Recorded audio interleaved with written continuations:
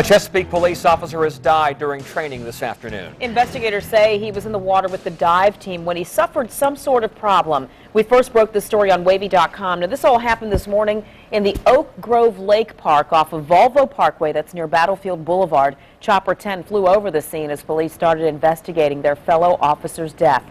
10 on your side's Katie Collette arrived moments after the call for help. She's live there now. Katie? Nicole and Tom, it's definitely been a very emotional day here at Oak Grove Lake Park. I was actually here when word began to spread among the police officers of their friend and colleague's death. And I'll tell you, when you think of police officers, you always think of some of the toughest folks around, but you have to remember they're human too, and word of their friend's loss was very difficult for them to take.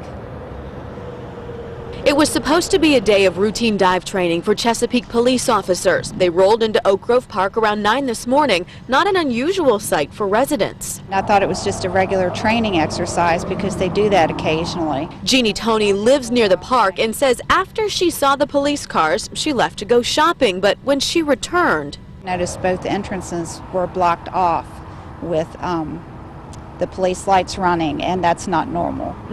Usually if they're doing training exercises, they let people still jog and ride their bikes, and it seems to be blocked off today. That's because police say one of their officers had trouble in the water during a dive. Was it medical? Was it because of the dive? Those are questions 10 on your side asked, and police say they're looking into. What they will say is when the diver surfaced, they pulled him from the water, and shortly after, crews began CPR. News shocking to Toney.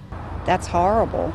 Chopper 10 shows the investigation underway, a difficult scene to take in, an area known for its beauty and peacefulness, now a place of shock and mourning. Now, I'm still working to get that police officer's name for you. Of course, police will not release his name until all of his family's been notified of his death. I also asked a police spokesperson how long this officer who passed away had been on the force, but she's not willing to answer that question yet. And no one within the police department, including the chief, is willing to speak on camera about the officer at this time. However, I am still working to get, at the very least, a statement from the chief for you. Live in Chesapeake, Katie Collette, 10 on your side. Now, after pulling the officer from the water, emergency crews rushed him to the hospital where police officers from all across Hampton Roads are gathering. We'll have that part of the story ahead on Wavy News 10 at 5:30.